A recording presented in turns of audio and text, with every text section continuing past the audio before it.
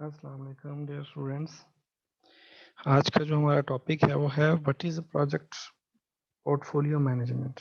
ठीक है, पीपीएम है क्या? According to the project management institute PMI, project portfolio management is the centralised management of one or more portfolios that enable executive management to meet organizational goals and objectives through efficient decision making on portfolios, projects and programs and operations। यानी कि PMI जो है institute वो क्या कहता है कि project portfolio management के जरिए हम क्या करते हैं, एक सेंट्रलाइज मैनेजमेंट कर सकते हैं किस चीज़ की, एक या एक से ज़्यादा पोर्टफोलियोज की, जो कि किससे रेलिवेंट होते हैं, जो हमारी ऑर्गेनाइजेशन के गोल्स को मीट कर रहे होते हैं, उनके ऑब्जेक्टिव को मीट कर रहे होते हैं। और हम इसकी हेल्प से अपने पोर्टफोलियोज को, अपने प्रोजेक्ट्स को, अपने प्रोग्राम्स को, ठीक है, और इसके जितने भी ऑपरेशंस हैं, अब हम उन सबको जो है इस पोर्टफोलियो मैनेजमेंट की हेल्प से हम उनको मॉनिटर कर सकते हैं। इसेंशियली ज़रूरी क्या है, you can use PPM as a management strategy, कि आप इसको क्या करते हैं, एक मैनेजमेंट स्ट्रेटजी के तौर पे इस्तेमाल करते हैं टू एवेलुएट पोटेंशियल प्रोजेक्ट्स, ताकि आप अपने प्रोजेक्ट की वर्थ को जान सकें, and then appropriate adopt and prioritise them, और जान सकें कि आपने कौन से टास्क परफॉर्म करने हैं और किस टास्क को पहले परफॉर्म करना है, किसको बाद में परफॉर्म करना है। You assess potential projects you assess potential projects using both qualitative and quantitative factors। यानी कि आप अपने प्रोजेक्ट्स को क्वालिटेटिवली और क्वांटिटेटिवली दोनों वे के अंदर जो है अपने प्रोजेक्ट्स को मॉनिटर कर सकते हैं। The overall objective of the PPM, जो हमारे पास पीपीएम का जो मेजर ऑब्जेक्टिव है, to continue increase efficiency by implementing a reliable metric driven process to choose which projects to adopt and what order, कि कौन कौन से प्रोजेक्ट्स आप जिन किन किन के ऊपर काम कर रहे हैं और किस ऑर्डर में काम कर रहे हैं। ठीक है, therefore the main underlying goals of the project portfolio management are to successful evaluate project. सबसे जो बड़ा मकसद है हमारा इसको यूज करने का, कि आप सक्सेसफुल तरीके से अपने प्रोजेक्ट्स को एवेल्युएट कर सकते हैं। ठीक है, प्रोस्पेरिटी फॉर सक्सेस, कि आप उसको किस तरीके से बेहतर बना सकते हैं, एंड और रिस्क, और कौन कौन से उसके अंदर आपको इश्यूज आ सकते हैं, एंड टू स्केजुअल प्रोजेक्ट्स, कि आप उनकी स्केजुलिंग कर सकते हैं in a way that maximise organisational performance, ताकि आप अपने इदारे की, अपने सॉफ्टवेयर हाउस की, अपनी ऑर्गेनाइजेशन की परफॉर्मेंस को जो है वो ज़्यादा कर सकें। Project portfolio management begins as a natural response to having multiple project leads। इस पोर्टफोलियो को यूज करते हुए हमने लास्ट टाइम भी डिस्कस किया था कि आप मल्टीपल प्रोजेक्ट्स को जो है वो कंट्रोल कर रहे होते हैं एट ए गिवन टाइम, एक ही वक्त में, and no way to organise them. ठीक है, कि आपके पास ज्यादा वक्त नहीं होता एक से ज्यादा प्रोजेक्ट्स को जो है इंडिविजुअली इंडिविजुअली जो है एक्सेस करने का। तो आप अपने इस डैशबोर्ड को यूज करते हुए, पीपीएम को यूज करते हुए, आप एक वक्त में एक से ज्यादा प्रोजेक्ट्स की मॉनिटरिंग कर सकते हैं। Project managers needed a formal system to calculate risk given the many constraints and opportunities of each individual project। कि आप इसकी मदद से क्या कर सकता है, जो पीएम, वो पीएम इसकी मदद से कैलकुलेट कर सकता है रिस्क को। ठीक है, और डिफरेंट कॉन्स्टेंट्स जो चेक एंड रूल उसने अप्लाई करने हैं, या डिफरेंट जो है कंसर्न्स हो सकते हैं उसको अपने प्रोजेक्ट से, तो वो उन सबको जो है वो इसके जरिए चेक कर सकता है। In the early 2000s, however, professionals realize a wider high level need to ppm, कि जो है 20वीं सेंचुरी के अंदर क्या हुआ, कि आपके जो जितने भी प्रोफेशनल्स थे इंडस्ट्री के अंदर काम कर रहे, वो चाह रहे थे कि हमें एक हाई लेवल का ओवरव्यू नजर आना चाहिए। ठीक है, और हाई लेवल का ओवरव्यू जो है वो आपको पीपीएम ही प्रोवाइड कर सकता है। एग्जेक्टिव लेवल एम्प्लॉइज, जो सीईओज लेवल के बंदे होते हैं, वो क्या करते हैं, वो अपने प्रोजेक्ट को जो है ग्राफिकली विजुलाइज करना चाह रहे होते हैं। ठीक है, into project adaptation and scheduling processes, कि वो चाहते हैं कि हमें एंट्रियां ना करनी पड़े। ठीक है, हमें विजुअलाइज वे में हमारे प्रोजेक्ट की जो है मॉनिटरिंग हो सके, so they could understand and back up middle management decisions, ताकि वो क्या कर सकें कि अपने एम्प्लॉइज को भी कंट्रोल कर सकें, और जो भी उन्होंने डिसीजंस वगैरह लेने हैं वो उस प्रोग्रेस की बेस पे ले सकते हैं। Today, PPM is often an enterprise-wide process used to evaluate, prioritize, schedule, and track projects। कि आज के दौर में जो है पीपीएम यूज किया जा रहा है एंटरप्राइज इंडस्ट्री लेवल पे, ताकि आप उन प्रोजेक्ट्स को प्रोसेसेस को वैल्यूएट कर सकें, प्रायोरिटाइज कर सकें, स्केड्यूल कर सकें और ट्रैक कर सकें प्रोजेक्ट्स को, एंड शुड अलाइन, और उनको आपस में आप उनको मिला सकें विद द ऑर्गेनाइजेशंस ओवरऑल गोल, कि जो आपकी ऑर्गेनाइजेशन के गोल हैं उनके मुताबिक आप उन प्रोजेक्ट्स को लेकर चल सकें। Still it's important to remember that, अब लेकिन फिर भी जो है एक बात याद रखनी चाहिए कि that PPM is inherently iterative and continues to evolve alongside technology and business processes. We best reflect and support them, कि ये उनको जो है बड़े अच्छे तरीके से जो है सपोर्ट करता है। You can tailor PPM any specific department and scale, आप इसको कहीं भी यूज कर सकते हैं, किसी भी वॉल्यूम का आपका प्रोजेक्ट है आप इसको यूज कर सकते हैं। कॉमन जो है इसकी दो टाइप्स हैं, एक इंटरप्राइज प्रोजेक्ट पोर्टफोलियो मैनेजमेंट जिसको आप ईपीपीएम भी बोलते हैं, और दूसरा जो है पीपीएम फॉर आईटी, कि आईटी से रिलेटेड प्रोजेक्ट्स को भी जो है आईटी पीपीएम डील करता है। तो ये इसकी दो मेजर टाइप्स हैं, एक ईपीपीएम और एक आईटी पीपीएम। अब जो ईपीपीएम है वो क्या करता है कि अगर आपके जो है आपकी ऑर्गेनाइजेशन के अंदर जो है आप एवेलुएट करना चाहते हैं डिफरेंट डिपार्टमेंट्स को, जो डिफरेंट प्रोजेक्ट्स डिफरेंट डिपार्टमेंट्स के हैं, तो इसमें enterprise project portfolio management use करेंगे। ठीक है, जबकि अगर कोई आपके डिपार्टमेंट के अंदर आईटी रिलेटेड एक्टिविटीज परफॉर्म हो रही हैं, ठीक है, आपकी मेजर डोमेन अगर आईटी है, तो फिर आप आईटी पीपीएम को यूज करेंगे। ठीक है, तो अब हम ये देखना चाहते हैं कि डिफरेंस क्या है मेजर प्रोजेक्ट पोर्टफोलियो मैनेजमेंट में और प्रोजेक्ट मैनेजमेंट में। ठीक है, प्रोजेक्ट पोर्टफोलियो मैनेजमेंट और प्रोजेक्ट मैनेजमेंट। ठीक है, और इन दोनों का कंपैरिजन करना चाहते हैं हम सिंपल प्रोजेक्ट मैनेजमेंट के साथ और प्रोग्राम मैनेजमेंट के साथ।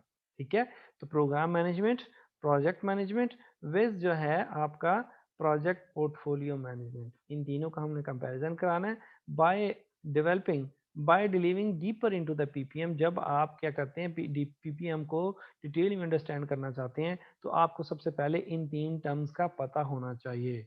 एक किस चीज का, एक तो आपको पीपीएम का पता होना चाहिए, एक आपको प्रोजेक्ट मैनेजमेंट का पता होना चाहिए, एक प्रोग्राम मैनेजमेंट का पता होना चाहिए। ठीक है, तो जो पीएमआई है प्रोजेक्ट मैनेजमेंट इंस्टीट्यूट, वो क्या कहता है, वो ये कहता है कि the knowledge of application and the application of knowledge, skills, tools and techniques to project activities to meet project requirement। कि जो है वो प्रोजेक्ट मैनेजमेंट क्या है, प्रोजेक्ट मैनेजमेंट एक ऐसी सेट ऑफ एक्टिविटीज है, एक ऐसा नॉलेज है, एक ऐसी स्किल्स का नाम है, एक ऐसे टूल्स की टेक्निक्स हैं। ठीक है, और वो क्या करती हैं, वो प्रोजेक्ट की एक्टिविटीज को जो है मॉनिटर करने के लिए या मैनेज करने के लिए आप इस्तेमाल करते हैं, जो कि प्रोजेक्ट की रिक्वायरमेंट को मीट कर रही हूँ। ठीक है, remember a project is a temporary. ठीक है, प्रोजेक्ट जो है वो टेम्परेरी है, ऑर्गेनाइजेशन आपकी टेम्परेरी नहीं है। ठीक है, project is a temporary unique effort to create a product और सर्विस, ये तो एक सर्विस है। देखो अब पोर्टफोलियो क्या करता है, एक से ज्यादा प्रोजेक्ट्स को डील करता है। इट मीन्स कि प्रोजेक्ट्स जो है वो पोर्टफोलियो की एक सब कैटेगरी कह सकते हैं, कि एक पोर्टफोलियो जो है एक से ज्यादा प्रोजेक्ट्स को डील कर सकता है, और हर प्रोजेक्ट के अंदर एक से ज्यादा प्रोग्राम्स हो सकते हैं। ठीक है, तो प्रोजेक्ट जो है वो एक टेम्परेरी टर्म है, पोर्टफोलियो जो है वो एक परमानेंट टर्म है। ठीक है, तो टू क्रिएट अ प्रोडक्ट और सर्विस, जो कि प्रोजेक्ट जो है वो कोई एक आप टेम्परेरी सर्विस प्रोवाइड कर रहे हैं। Project management, so project management is therefore also temporary and concern with a unique effort. तो ये स्पेसिफिक होती है, किसी ना किसी खास स्पेसिफिक काम को करने के लिए आप क्या करते हैं, उसका एक प्रोजेक्ट क्रिएट करते हैं। According to PMI, a project management is the application of knowledge and skills to monitor and manage program। तो प्रोजेक्ट मैनेजमेंट क्या है, प्रोग्राम मैनेजमेंट क्या है, प्रोग्राम मैनेजमेंट ये है कि आप क्या कर सकते हैं, स्किल्स को मॉनिटर कर सकते हैं एंड मैनेज अ प्रोग्राम, कि किसी प्रोग्राम को मैनेज करना और उसके अंदर जो स्किल्स आपकी जो एप्लीकेशन यूज हो रही हैं उनको मैनेज करना, हम प्रोग्राम मैनेजमेंट कहते हैं। A group of related projects, ठीक है, हो सकता है कि एक प्रोजेक्ट के अंदर एक से ज़्यादा प्रोग्राम्स इन्वॉल्व हों। Bye contrast project portfolio management is the zoom out big picture view of all potential projects, के इन सारे प्रोजेक्ट्स को अगर हम एक पोर्टफोलियो के ऊपर देखना चाहें, एक डैशबोर्ड के ऊपर देखना चाहें, तो फिर हमारे लिए क्या यूज होगा, प्रोजेक्ट मैनेज पोर्टफोलियो मैनेजमेंट। यानी ये एक ब्रॉडर पिक्चर है, ये उसकी एक स्मॉलर पिक्चर है, और ये क्या है, ये आगे उसकी भी एक स्मॉलर पिक्चर है। ठीक है, तो समझ आई आपको। ठीक है, अब क्या होगा कि आपका जो पीपीएम है, आपका ppm is a strategic system of evaluating multiple projects so that project and program managers can make informed decisions when accepting, prioritizing and triaging projects। कि जो भी आपने प्रोग्राम के अंदर डिसीजन लेने हैं, प्रोजेक्ट्स के अंदर डिसीजन लेने हैं, वो आप पोर्टफोलियो की बेस के ऊपर लेते हैं। तो ये एक जो है एलन जॉकर जो है एक प्रोजेक्ट मैनेजर है, इसका 25 इयर्स का एक्सपीरियंस है। ये एक फाउंडिंग प्रिंसिपल है प्रोजेक्ट मैनेजमेंट एसेंशियल का। ठीक है, और ये क्या कर रहा है, प्रोजेक्ट मैनेजर और डायरेक्टर ऑफ प्रोजेक्ट मैनेजर का रोल प्ले कर रहा है किस ऑर्गेनाइजेशन में, फैनीवे में। ठीक है, इससे पूछा गया कि आप बताओ हमें कि इन तीन वर्ड्स का आपस में क्या ताल्लुक है, पीपीएम का, प्रोजेक्ट मैनेजमेंट का और प्रोग्राम मैनेजमेंट का। तो इसने क्या बताया, इसने कहा कि projects, programmes and portfolios are generally hierarchical, कि ये तीनों का एक सीक्वेंस है, एक तरतीब है। PPM usually refer to the highest level. तो आप पीपीएम क्या है कि प्रोजेक्ट पोर्टफोलियो मैनेजमेंट जो है वो सबसे हाईएस्ट लेवल पे है। We are managing all of the efforts to ensure strategic alignment, कि इसकी हेल्प से ही हम क्या करते हैं, डिसीजंस लेते हैं अपने प्रोग्राम्स के भी और अपने प्रोजेक्ट्स के भी। ये एक और पर्सन है जी, जॉय पॉजिल is the founder and CEO क्या है, किस चीज का, पीएमओ स्क्वाड का। ये है प्रोजेक्ट मैनेजमेंट कंसल्टिंग फर्म है इसकी एक। ठीक है, he clarify the differences among the three term. इसने इन तीन टर्म्स को कैसे डिफाइन किया, project portfolio management is doing the right project और प्रोग्राम एट राइट टाइम। कि पोर्टफोलियो मैनेजमेंट क्या करता है, आपको ये फैसिलिटी प्रोवाइड करता है कि आप किस प्रोग्राम को किस वक्त पे परफॉर्म करना चाहते हैं। ठीक है, कौन सा प्रोग्राम किस प्रोजेक्ट के लिए राइट है। PPM is a strategic function, while projects and a program management is the delivery of work as prioritized within your portfolio decision making. So PPM is a strategic framework। तो PPM के आपके पास एक ऐसा strategic framework है, एक ऐसा tool है जो कि आपको help provide करता है decision making में, किस चीज़ की, प्रोग्राम की या के प्रोजेक्ट्स की। ठीक है, तो अब जो जुकरबर्ग था उसने एक एग्जांपल दी, एग्जांपल देकर उसने समझाया कि किस तरीके से आप इन तीनों टर्म्स को डिफरेंशिएट कर सकते हो। फॉर एग्जांपल वो कहता है कि एक ऑटोमोबाइल कंपनी है। ठीक है, automobile company manage a project portfolio. अब जरा गौर कीजिएगा इस बात पे कि एक ऑटोमेटिव कंपनी है जो क्या कर रही है, मैनेज कर रही है प्रोजेक्ट पोर्टफोलियो यानी पीपीएम को। अब पीपीएम के अंदर क्या है, that includes all of the cars. उसके अंदर कार्स की इंफॉर्मेशन है, उसके अंदर ट्रक्स की इंफॉर्मेशन है, उसके अंदर जो है डिफरेंट एसयूवीज की इंफॉर्मेशन है इन इट्स प्रोडक्ट लाइन, कि ये सारी की सारी उनकी क्या है, प्रोडक्ट्स हैं। ठीक है, एक ऑटोमेटिव कंपनी है। ठीक है, और वो अपने पोर्टफोलियो को, प्रोजेक्ट को मैनेज कर रही है और उसके अंदर किस चीज़ की इंफॉर्मेशन है, कार की, ट्रक की और एसयूवीज की। ठीक है, there may be a separate portfolio dedicated to managing SUVs. हो सकता है कि वो अपने पोर्टफोलियो के अंदर एसयूवीज को अलहदा डील कर रहा हो, ट्रक को अलहदा डील कर रहा हो, कार को अलहदा डील कर रहा हो। यानी कि वो कंपनी का जो मेन प्लेटफॉर्म था, डैशबोर्ड था, वो एक प्रोजेक्ट पोर्टफोलियो था और उसके अंदर कौन कौन से प्रोजेक्ट थे, उसके अंदर कार के प्रोजेक्ट थे, ट्रक के प्रोजेक्ट थे और एसयूवीज के प्रोजेक्ट थे। अब कार्स को कंट्रोल करना प्रोजेक्ट मैनेजर इसका अलहदा है, इसका प्रोजेक्ट मैनेजर अलहदा है, इसका प्रोजेक्ट मैनेजर अलहदा है। और इन तीनों को कौन मैनेज कर रहा है, इन तीनों को प्रोजेक्ट पोर्टफोलियो मैनेजमेंट के अंदर हम डील कर रहे हैं। ठीक है, अंडरस्टैंड की मेरी बात। देयर में भी सेपरेट पोर्टफोलियो के हो सकता है कि एसयूवी का एक सेपरेट पोर्टफोलियो हो, यानी ये एक सेपरेट प्रोजेक्ट है। इसके अंदर क्या हो सकता है, that include managing the existing sweets of different products, यानी ऑपरेशंस इसके जो हैं, जो आप इसके अंदर नए मॉडल्स हो सकता है कि आप तैयार करने के जो है इसके अंदर आप इस फेज को मॉनिटर कर रहे हो, यानी कि आपने नए मॉडल बनाने हैं एसयूवीज के। तो अब ये जो नए मॉडल्स, आप नए मॉडल्स पे काम कर रहे हैं, तो ये क्या है, ये आपके डिफरेंट, आपके क्या है, प्रोसेसेस हैं। ठीक है, ये आपकी डिफरेंट प्रोसेसेस हैं। देखें, अब मैं ऊपर आपको हेडिंग पे ले जाता हूँ कि ये एक पोर्टफोलियो मैनेजमेंट क्या है, ये डील कर रहा है कार्स को, ट्रक्स को और एसयूवीज को। और प्रोजेक्ट कौन कौन से हो सकते हैं, कार्स के, ट्रक्स के और एसयूवीज के। और अगर एक एसयूवी के अंदर अगर आप फर्दर उसको डिस्क्राइब करते हैं, फर्दर उसको क्या करते हैं, डीकम्पोज करते हैं, तो उसके अंदर हो सकता है कि आप एसयूवी से रिलेटेड ही नए नए प्रोग्राम्स के ऊपर काम कर रहे हो। और वो नए प्रोग्राम्स कौन से हो सकते हैं, कि वो प्रोग्राम हो सकता है कि the effort to developing a new SUV model would be a program comprise of several integrated projects that need to be coordinated। हो सकता है कि आप SUV के नए मॉडल्स के ऊपर काम कर रहे हो, तो हर नया मॉडल जो है वो उसका एक डिफरेंट प्रोग्राम है। ठीक है, लास्ट टाइम मैंने आपको कंप्यूटर साइंस डिपार्टमेंट के हवाले से भी एग्जांपल दी थी कि इस बहरिया यूनिवर्सिटी जो है वो एक पोर्टफोलियो मैनेजर है। ठीक है, उसके अंदर डिफरेंट प्रोग्राम्स हैं, आपके पास डिफरेंट डिपार्टमेंट्स हैं। ठीक है, डिपार्टमेंट्स यानी कि हर एक डिपार्टमेंट को डिफरेंट एचओडी मैनेज कर रहा है। तो वो डिफरेंट डिपार्टमेंट्स के हैं, हमारे पास डिफरेंट प्रोजेक्ट्स हैं, बिजनेस प्रोजेक्ट्स है, उसके बाद कंप्यूटर साइंस प्रोजेक्ट है, साइकोलॉजी प्रोजेक्ट है। तो अब उन प्रोजेक्ट्स के अंदर डिफरेंट आपके क्या है, प्रोग्राम्स हैं। BSIT है, BSCS है, MSCS है। ठीक है, तो हर एक जो आपका प्रोग्राम है वो एक डिफरेंट, एक कंप्लीट जो है वो आपका एक पूरा स्ट्रक्चर है। ठीक है, फिर आगे फर्दर उसको भी आप कैटेगराइज कर सकते हैं।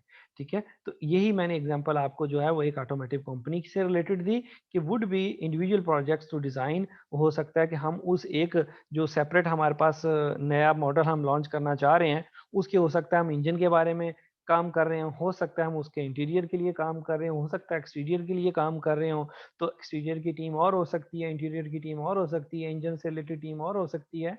तो ये जो है ये सारे के सारे क्या हैं, ये एसयूवी के क्या हैं, ये प्रोग्राम्स हैं। ठीक है, तो प्रोग्राम्स को कंट्रोल किया जाता है किसके अंदर, प्रोजेक्ट्स के अंदर, और प्रोजेक्ट्स को कंट्रोल किसके अंदर किया जाता है, आपके पोर्टफोलियो के अंदर। ठीक है, तो सक्सेसफुल ऑर्गेनाइजेशन जो होती हैं वो क्या करती हैं, वो एक अपना कंप्लीट फ्रेमवर्क बनाती हैं। ठीक है, जिसमें डिफाइन होता है कि प्रोजेक्ट्स कौन से होंगे, ठीक है, प्रोग्राम्स कौन से होंगे, और मेरे जो है पोर्टफोलियोज के अंदर क्या क्या चीजें आएंगी और ये कैसे आपस में इंटरलिंक्ड होंगी।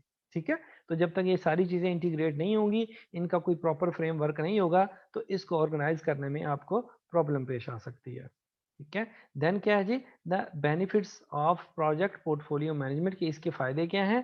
ठीक है, the high level benefit of the project portfolio management is creating a reliable system within the which companies can consistently manage their projects and program। तो ये हमें क्या सबसे बेहतर मेजर फायदा तो हमें यही प्रोवाइड कर रही है।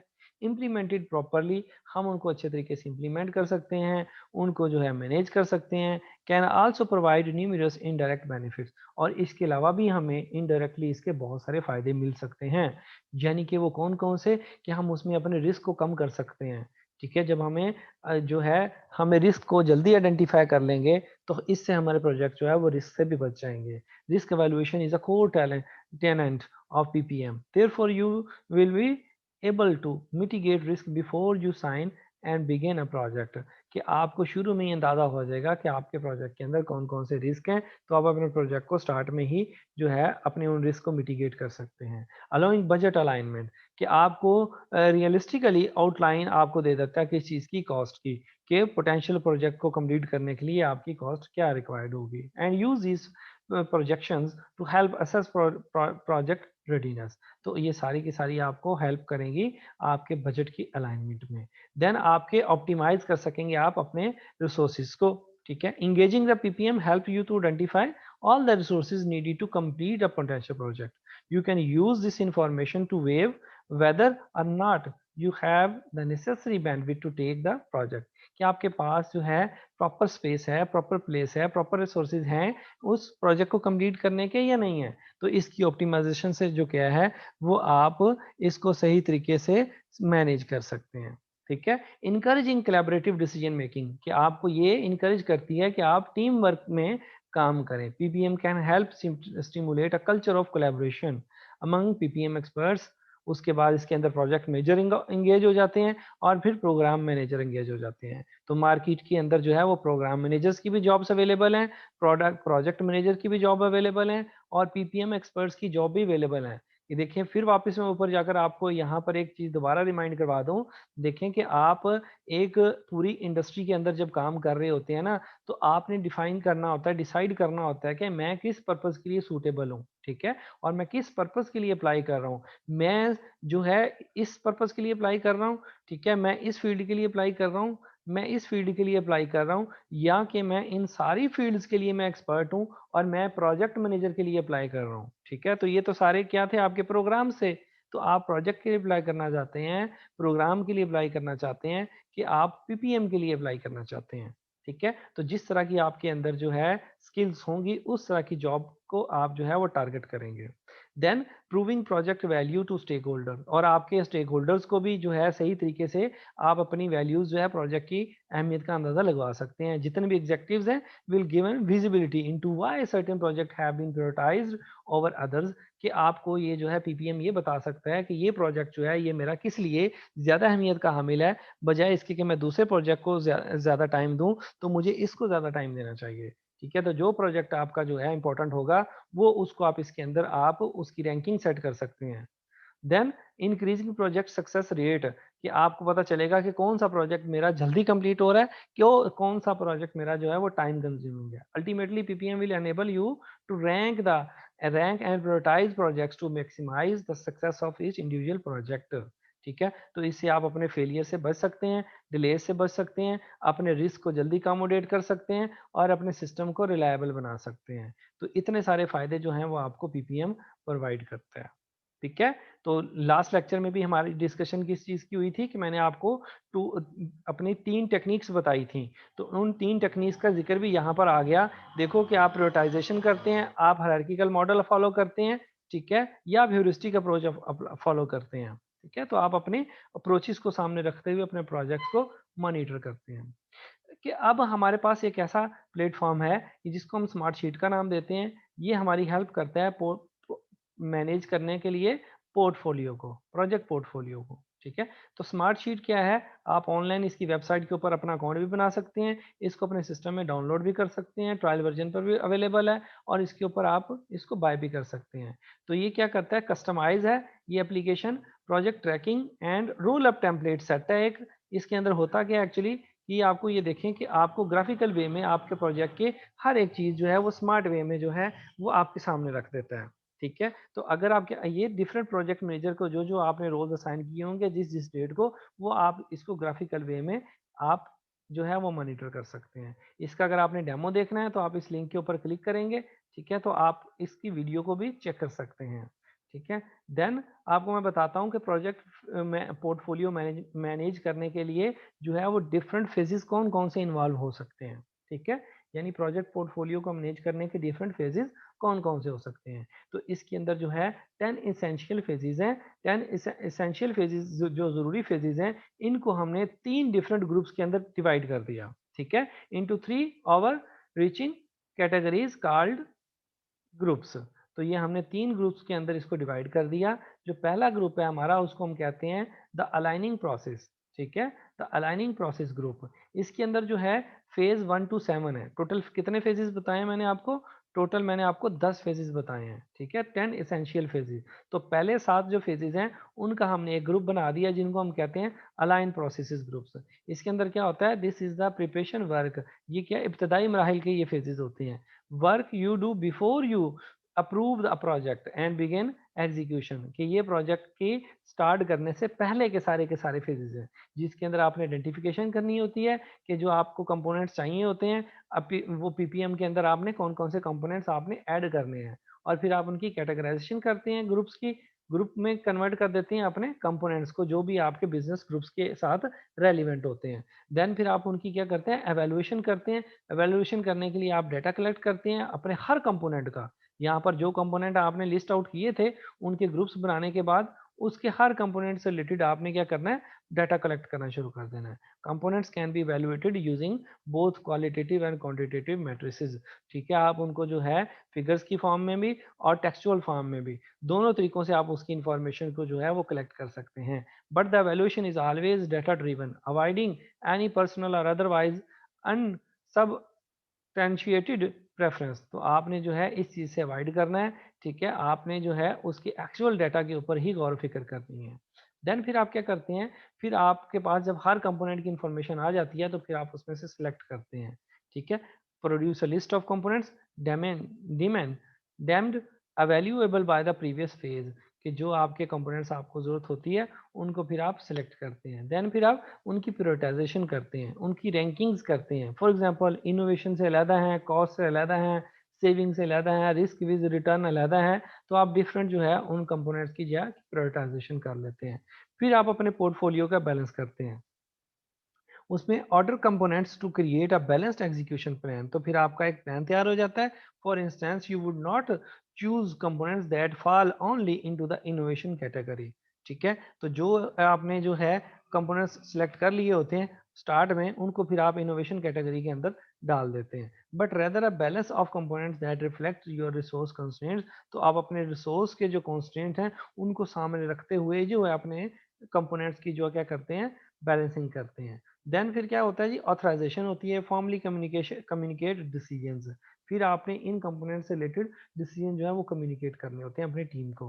रिसीव करनी होती है अप्रूवल अपने अपने हेड से, ताकि उसके बजट की और उसके टाइमलाइन की जब तक आपको अप्रूवल नहीं होगी तब तक जो है अपने प्रोजेक्ट को आप स्टार्ट नहीं कर सकते। जब आपको अप्रूवल हो जाएगी देन फिर आपने अपने रिसोर्स एलोकेट कर देने हैं।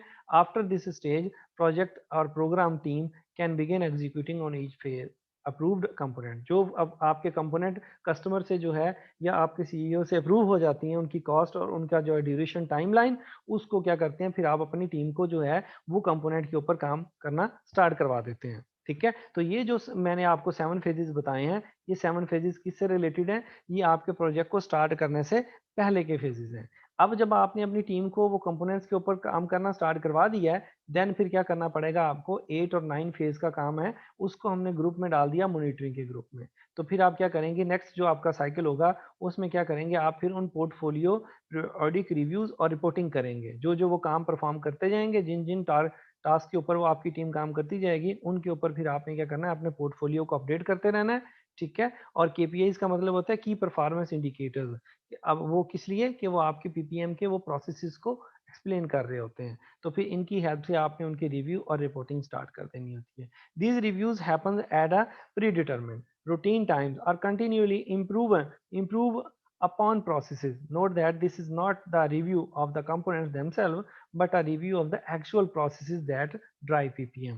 तो PPM के अंदर जो जो कंपोनेंट्स आपने सेट किए हुए होते हैं उन KPIs को सामने रखते हुए आप क्या करते हैं, उन टास्क की मॉनिटरिंग स्टार्ट कर देते हैं। देन नंबर 9 पे क्या था कि फिर आप उनके स्ट्रेटेजिक चेंज करते हैं। Adjust your strategic processes as necessary based on your review, कि जब आप अपनी उस टीम का रिव्यू कर रहे होते हैं उन कंपोनेंट्स का, तो फिर आप डिफरेंट डिसीजंस भी ले सकते होते हैं कि वो आप जैसे जैसे उसकी प्रोग्रेस को मॉनिटर कर रहे होते हैं तो आपके माइंड में नए नए डिसीजंस आते जाते हैं। ठीक है, देन जो है नंबर 10 आपका जो तीसरा ग्रुप है आपका, वो आपके पास है जी कंपोनेंट प्रोसेसेस का। इसके अंदर क्या होता है जी, इसके अंदर कंपोनेंट्स जो आपके होते हैं उनकी एग्जीक्यूशन होती है और उनकी रिपोर्टिंग होती है। Once the component are complete examine their का परफॉर्मेंस, जब कोई कंपोनेंट आपका कंप्लीट हो जाता है फिर आप उसको टेस्ट करवाते हैं। There relative success will provide feedback on the strength of the current ppm processes, और फिर आपका जो टेस्टर है वो उसके ऊपर क्या है, अपना फीडबैक प्रोवाइड करता है। देन ये अगर हम इसको ग्राफिकली देखें प्रोजेक्ट मैनेजमेंट पोर्टफोलियो को, तो ये हमारे पास कितने फेजेस थे, हमारे पास 3 फेजेस थे। पहला आपका अलाइन करना प्रोसेस को, दूसरा मॉनिटरिंग करना, और तीसरा कंपोनेंट प्रोसेसेस ग्रुप के नाम से हमने लिखा। तो ये जो पहला था, ये जो ब्लू कलर का बॉक्स आपको नजर आ रहा है, इसके भी 3 लेवल होते हैं, एक प्रोजेक्ट लेवल, एक पोर्टफोलियो लेवल और एक ऑर्गेनाइजेशनल मैनेजमेंट लेवल। सबसे पहले आप डॉक्यूमेंट्री फॉर्म में उन कंपोनेंट्स को स्टडी करेंगे, उनके बारे में कंपोनेंट्स के रिसोर्सेज को कलेक्ट करेंगे।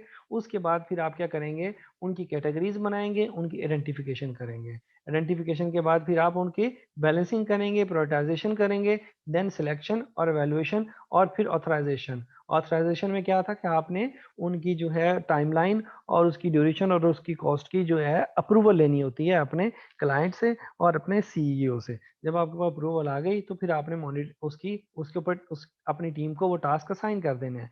Execute project component. ठीक है, फिर आपने अपने पोर्टफोलियो की डिफरेंट रिपोर्टिंग और रिव्यूज करने हैं, और अपनी स्ट्रेटेजिक जो है अगर आपकी वो सही है तो ठीक है, अगर आप चेंज करना चाहते हैं तो आप साथ साथ स्ट्रेटेजी चेंज कर सकते हैं। तो ये जो पिंक कलर का बॉक्स आपको नजर आ रहा है, इसके अंदर आप सिर्फ और सिर्फ मॉनिटरिंग कर रहे होते हैं, और ब्लू बॉक्स के अंदर सिर्फ और सिर्फ आप अपने प्रोसेसेस को अलाइन कर रहे होते हैं। और लास्ट जो आपका बॉक्स है जिसके अंदर कंपोनेंट प्रोसेसेस ग्रुप के अंदर कि आप अपने कंपोनेंट्स की एग्जीक्यूशन को रिपोर्ट कर रहे होते हैं, जो आपके टास्क या माइलस्टोन्स कंप्लीट हो रहे होते हैं उनकी टेस्टिंग करके उनकी रिपोर्ट्स को कलेक्ट कर रहे होते हैं ताकि आप उसको डिलीवर कर सकें। तो इस तरीके से जो है आपका ये जो है प्रोजेक्ट पोर्टफोलियो मैनेजमेंट जो है वो आपको हेल्प करता है इन 10 कामों को करने के लिए, जिसमें से पहले 7 काम हमने ग्रुप ए में डाल दिए, फिर 8 और 9 को ग्रुप 2 में डाल दिया, और 10 को ग्रुप 3 में डाल दिया, और तीनों के हमने डिफरेंट नाम दे दिए। ठीक है। तो यहाँ से मैंने आपको साइट पे अगर देखें तो प्रोजेक्ट लेवल और पोर्टफोलियो लेवल और ऑर्गेनाइजेशन मैनेजमेंट लेवल के हवाले से आपको बता दिया कि कौन से फेजेज जो हैं वो प्रोजेक्ट लेवल पे हो रहे होते हैं, कौन से पोर्टफोलियो लेवल पे हो रहे होते हैं और कौन से जो है वो ऑर्गेनाइजेशन लेवल पे हो रहे होते हैं। देखें ऑथराइजेशन देखें हाफ यहाँ पे है पोर्टफोलियो में और हाफ देखें ऑर्गेनाइजेशन लेवल पे है, क्योंकि आपने इसकी जो है बजटिंग की जो अप्रूवल लेनी होती है तो वो आपको ऑर्गेनाइजेशन मैटर बन जाता है। ठीक है, बाकी सारे के सारे आपके पोर्टफोलियो लेवल के ऊपर एग्जिस्ट कर रहे होते हैं। ठीक है जी, अंडरस्टैंड। अब देखना यह है कि how does project portfolio management evaluate कैसे करता है कि हमारी पोटेंशियल प्रोजेक्ट की, कि जो प्रोजेक्ट्स हम जिनके ऊपर काम कर रहे हैं उनकी पोटेंशियल को जो है हम किस तरीके से एवेल्युएट कर सकते हैं। वैल्यूएशन इज आर्गुबली जो है क्या है, एक मोस्ट इंटीग्रल फेज है पीपीएम का, कि ये इंटीग्रल फेज है। evaluation in strategies and elements very based on, अब ये क्या करते हैं, डिपेंड कर रहे होते हैं आपकी इंडस्ट्री और आपके प्रोजेक्ट की टाइप के ऊपर।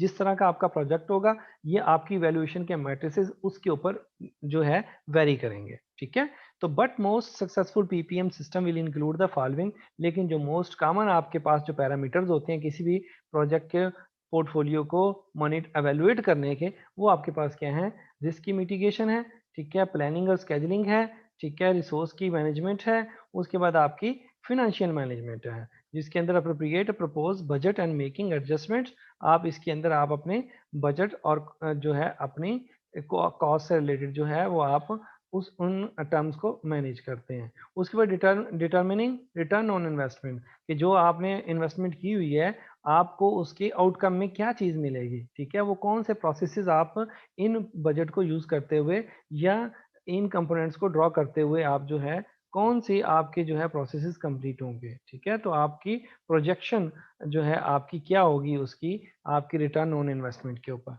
ठीक है, देन उसके बाद फिर प्रोजेक्ट की प्रायोरिटाइजेशन। तो ये आपके पास जो है ये 6 एलिमेंट ऐसे हैं जिनकी बेस पे आप क्या कर सकते हैं, पीपीएम को जो है एवेलुएट कर सकते हैं कि ये पीपीएम कितना बेस्ट है। कि अगर वो आपको ये 6 तरह की खसूसियात प्रोवाइड कर रहा है तो इट मीन्स कि वो आपके पास जो है वो पीपीएम बेस्ट है। Below is a list of common evaluating techniques used in PPM to measure potential projects. Still, companies usually create a hybrid or their own methods. कि हो सकता है कि डिफरेंट कंपनी जो है वो इनके अलावा भी अपने डिफरेंट स्ट्रेटजीज प्लान उन्होंने बनाए हुए होते हैं। ठीक है, अब आपके पास सबसे पहला मेथड जो है वो टेक्निक कौन सी है, common technique Monte Carlo simulation based method. ये क्या करता है जी, this is a computerise risk analysis technique based on probably distribution. ठीक है, ये किस पे बेस कर रहा होता है जी, डिस्ट्रीब्यूशन पे बेस कर रहा होता है। The simulation assign values to any factor with uncertainty and then builds outcome models by running repeated results for all possible outcomes। कि आप क्या करते हैं, इनके अंदर जो आपने फेजेस बनाए हुए होते हैं उन फेजेस को आप डिफरेंट वैल्यूज असाइन करते हैं। ठीक है, डिफरेंट लेवल के ऊपर आप उनको सेट करते हैं। देन क्या करता है कि वो उन फैक्टर्स की बेस पे, उन वैल्यूज की बेस पे क्या करता है, डिफरेंट मॉडल्स बिल्ड करता है। ठीक है, डिफरेंट मॉडल्स बिल्ड करने के बाद क्या करता है कि आपको पॉसिबल आउटकम्स दिखाता है। जिस तरह देखिए ग्राफ्स की फॉर्म में आप चीज़ों को देखते हैं, क्या आप कहते हैं जी ये मेरे पास जो है इसको मैं ये फैक्टर असाइन कर देता हूँ, ये कम्प्लेक्स है, ये सिंपल है, ये मॉडरेट है।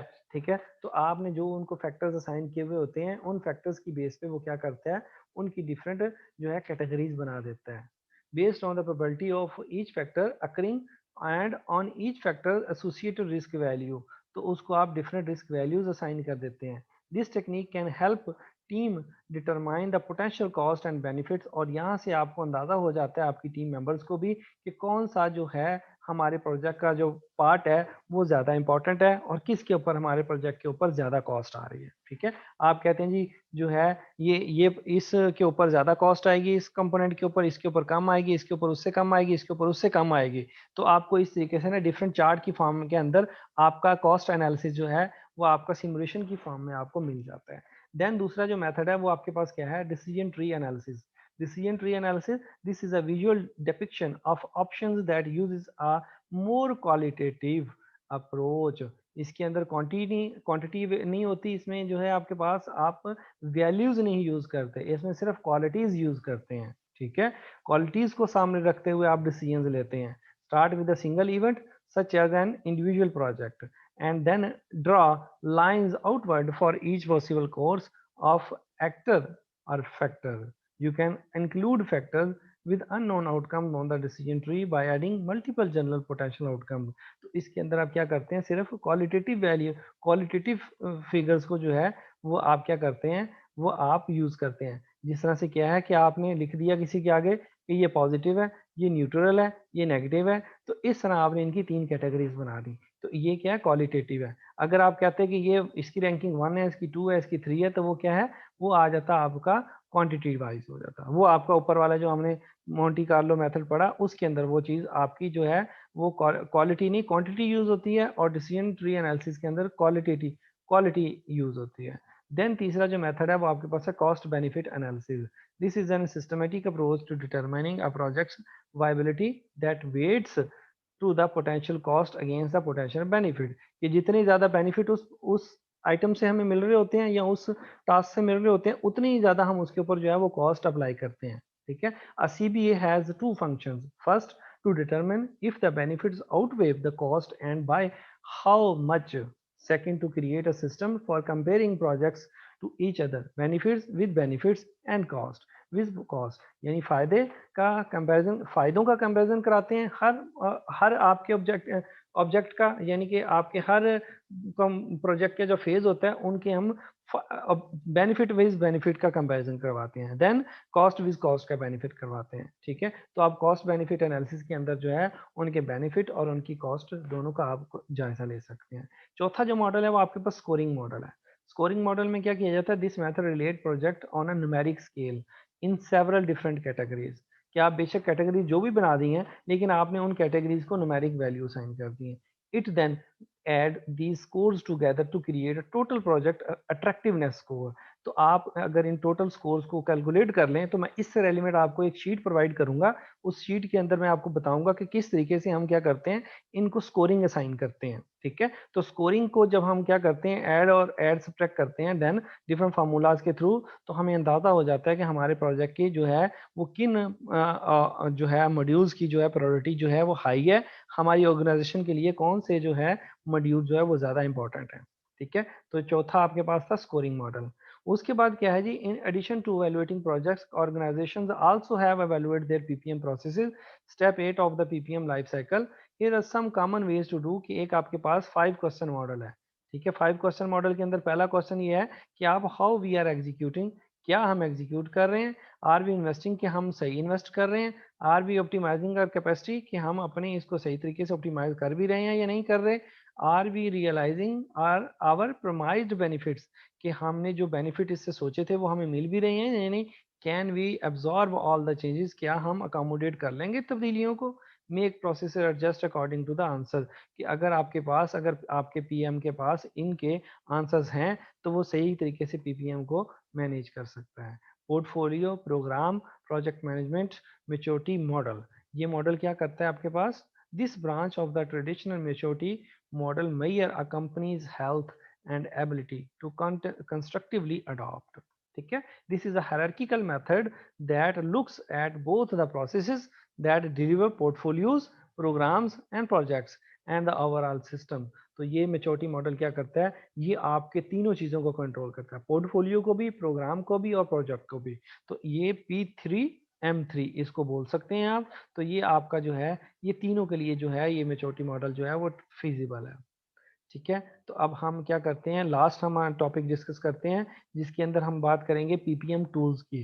कि आपके पीपीएम टूल्स कौन कौन से, जैसा कि ऊपर मैंने आपको एक स्मार्ट शीट बताई है। ठीक है, तो स्मार्ट शीट की तरह जो है हम और कौन कौन से जो है ऑटोमेटेड प्रोसेसेस जो है अप्लाई यूज कर सकते हैं। इस तरह के वैरायटी ऑफ सॉफ्टवेयर जो है वो आपके टूल्स मार्केट में अवेलेबल हैं। ठीक है, जिनकी मदद से आप क्या कर सकते हैं, अपने कैलकुलेशंस कर सकते हैं। तो एलन जुकर जो ऊपर आपको बताया था वो एक्सप्लेन करता है recent popularity of software tools के बारे में। कहता है कि the software platform enables the ability to track life cycle, कि ये थ्रू आउट पूरे के पूरे लाइफ साइकिल को मॉनिटर करने में आपकी हेल्प करता है। Of all the projects from the ideation to funding, यानी आइडिया से लेके फंडिंग की अप्रूवल तक, उनकी एग्जीक्यूशन तक, और उनके जहां तक उनको एग्जीक्यूट करके उनसे बेनिफिट लेने तक के सारे प्रोसेस को जो है ये आपका जो है पीपीएम जो टूल है ये आपकी हेल्प करता है। He says if software platform is not used अगर आप सॉफ्टवेयर को इस्तेमाल नहीं करते इस प्लेटफॉर्म को, पीपीएम टूल को, all of this information would not be tracked. तो फिर आपके लिए इतनी सारी इंफॉर्मेशन को संभाल के रखना, उनको बार बार चेक एंड बैलेंस करना आपके लिए, उनके लिए ढेर सारी स्प्रेडशीट्स बनाना आपके लिए बहुत मुश्किल हो जाएगा। ठीक है। The main benefit of ppm software is that it grants visibility, कि आपके पास जो जो ग्रांट्स होती हैं उनको आप देख सकते हैं। ठीक है, अपने प्रोसेसेस को देख सकते हैं category wise, budget wise, resources wise, risk wise. ठीक है, तो उनके स्टेटस आप जो है देख के आप डिफरेंट तरह के डिसीजंस ले सकते हैं।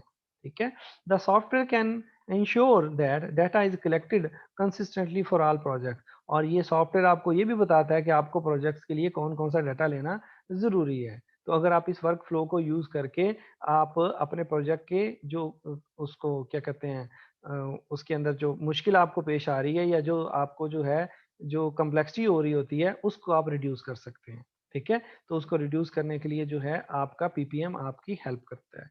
तो क्वालिटीज एंड फंक्शनलिटी, तो उस पीपीएम के अंदर क्या क्या खूबियां होनी चाहिए, उस पीपीएम का जो है यूजिबिलिटी, यूजर इंटरफेस जो है आपका वो बेहतर होना चाहिए, उसको इस्तेमाल करना आसान हो, उसकी लर्निंग करना आसान हो, उसके अंदर कोलैबोरेटिव कम्युनिकेशन फीचर्स भी होने चाहिए, नोटिफिकेशंस भी जाने चाहिए रियल टाइम, कि आप उसको अपडेट कर सकें और उसका मॉनिटर कर सकें उसके वर्जन को। उसके बाद क्लाउड बेस्ड होना चाहिए। ठीक है, हर टाइम उसकी एक्सेस होनी चाहिए। How difficult is to actual implementation and what are the cost, what security risk does the software pose. तो ये सारी की सारी खसूसियात जो है वो आपकी उस टूल की होनी चाहिए। उसके अंदर रिपोर्टिंग की फैसिलिटी होनी चाहिए, उसके अंदर इंटीग्रेशन की फैसिलिटी होनी चाहिए, उसके अंदर डाटा स्टोरेज की फैसिलिटी होनी चाहिए, डिफरेंट तरह की एप्स का या डिफरेंट तरह की फाइल्स का। उसके अंदर जो है वो मोबाइल की फैसिलिटी होनी चाहिए, is the programme accessible via mobile devices, कि उसको आप अपने मोबाइल पे भी एक्सेस कर सकें एंड्रॉयड एप्लीकेशंस के थ्रू। ठीक है, या उसका इंटरफेस ऐसा डिज़ाइन किया गया, उसका डैशबोर्ड ऐसा हो कि वो मोबाइल के ऊपर जब आप उसको व्यू करें तो वो डिफरेंट ना हो। ठीक है, dashboard is a data visualisation that is often use to report high level matrices and statues. Some PPM software tools poses this functionality and it can evaluate your reporting और analytical text. तो ये आपको help करता है।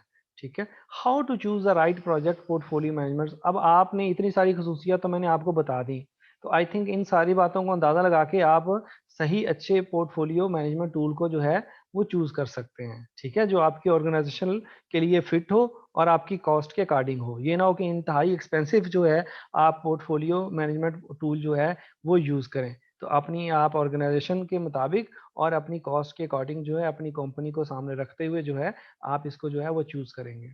ठीक है, समझ आ गई। Then here is a list of questions कि पॉज और जुकर जो दो बंदे बताए थे उनके अकॉर्डिंग जो है that can guide your investigation into PPM software, कि इन बातों को अगर आप अपने माइंड में बिठा लें तो आप अपने जो है पीपीएम टूल को सही तरीके से चूज कर सकते हैं। How do you plan to use the tool, what features and functions are important to you, is compatible. देखो हर डैशबोर्ड के अंदर डिफरेंट फीचर्स हैं, कुछ के कॉमन है कुछ के डिफरेंट हैं। ठीक है, तो आपने अपनी ऑर्गेनाइजेशन को अपने प्रोजेक्ट की नीड को सामने रखते हुए सोचना है। Is compatibility with other programme a key requirement, is your organisation using a certain PM methodology such as agile और स्केल्ड अजाइल। अब ये अजाइल क्या है इसको मैं फिर आपको नेक्स्ट लेक्चर में बताऊंगा। ठीक है, if so will the took work is that environment. ठीक है, tool work in that environment, is work flow an important consideration. तो ये जो आपके पास ये सारी की सारी खूबियां हैं प्रोजेक्ट लीडर की, प्रोजेक्ट रिसोर्सेज की, ये आपके पास जो है अगर इनको पहले अपने माइंड के अंदर रखेंगे तो आप उन टूल्स को जो है वो आपके लिए चूज करना आपके लिए आसान हो जाएगा। रिगार्डिंग द सेकंड की factor of cost expenses, go for beyond the sticker price of the new software. ठीक है, तो आप अपने प्रोजेक्ट की कॉस्ट को सामने रखते हुए आप इन टूल्स को बाय करेंगे। ठीक है, use the following question again paraphrased from Paz Zucker to guide your investigation into product cost, कि अगर आपने अपनी कॉस्ट को सामने रखते हुए, वो क्या था, वो अपने प्रोजेक्ट को सामने रखते हुए था। ठीक है, ये क्या था कि आपने अपना पीपीएम किस तरीके से चूज करना है, और ये क्या है कि आपने अपनी जब कॉस्ट को आपने मैनेज करना है तो कॉस्ट को मैनेज करने के लिए आपके पास ये इन क्वेश्चंस का आंसर होना जरूरी है।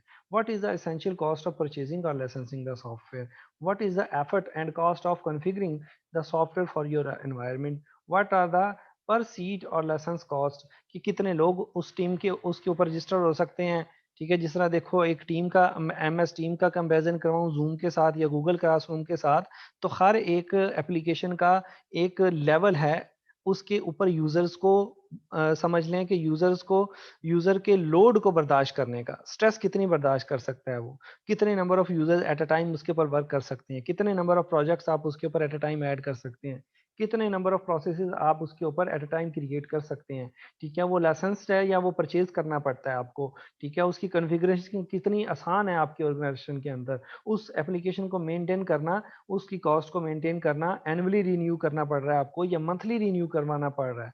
How big of a team will you need to maintain and enhance the कितने ये ना हो कि 50 बंदे आपने पोर्टफोलियो को मैनेज करने के लिए आपने लगाने पड़ रहे हो आपको। तो इस तरह से आपने इन सारी चीज़ों को ऑर्गेनाइजेशन के टूल को such as project scheduling, accounting solution और रिपोर्टिंग सॉल्यूशन, तो ये सारे के सारे फीचर्स हर ऐप के अंदर मौजूद नहीं होते। तो आपने एक ऐसी ऐप देखनी होती है, एक ऐसा डैशबोर्ड देखना होता है, एक ऐसा प्रोजेक्ट पोर्टफोलियो देखना होता है, जिसके अंदर को है आप जो है काफ़ी सारी चीज़ों को अकोमोडेट कर सकते हो। What is the maturity level of the staff using the tool, कि आप ये ना हो कि इतना ही कॉम्प्लेक्स हो कि आपका जो स्टाफ है वो उसको यूज़ ही ना कर सके। What training will be necessary, ये ना हो कि आपको बार-बार अपने स्टाफ को ट्रेन करना पड़े। आप ये ना हो आपके सीईओ को ही ना पता हो कि भई वो मैंने कैसे चलाना है, या आपके पीएम को ही ना पता हो, ठीक है? तो if you are using the software as a service SaaS model, does the vendor meet your security, कि अगर आप सास मॉडल को यूज़ कर रहे हैं, तो आपका जो वेंडर है जिसने आपको ये एप्लीकेशन बना के देनी है या ये सर्विसेज़ प्रोवाइड करनी है, उसको आपने अपनी सिक्योरिटी, रिलायबिलिटी और स्केलेबिलिटी का पहले से बताना है। सास मॉडल क्या होता है वैसे? सास मॉडल का आइडिया है आप लोगों को? आपने इंटरनेट ऑफ थिंग्स का आइडिया है आपको? ठीक है, या क्लाउड का आइडिया है आपको, तो फिर आपको सास का पता लगेगा, ठीक है? तो आप जब तक आपकी उस एप्लीकेशन के अंदर सिक्योरिटी ना हो, रिलायबिलिटी ना हो, स्केलेबिलिटी ना हो, ये ना कि उसको आपकी अलावा कोई और भी एक्सेस करने लग जाए, ठीक है? तो ये सारी चीज़ों का होना उसके लिए ज़रूरी है, ठीक है? तो आज का हम लेक्चर जो है यहीं पर ख़त्म करते हैं, ठीक है बच्चों?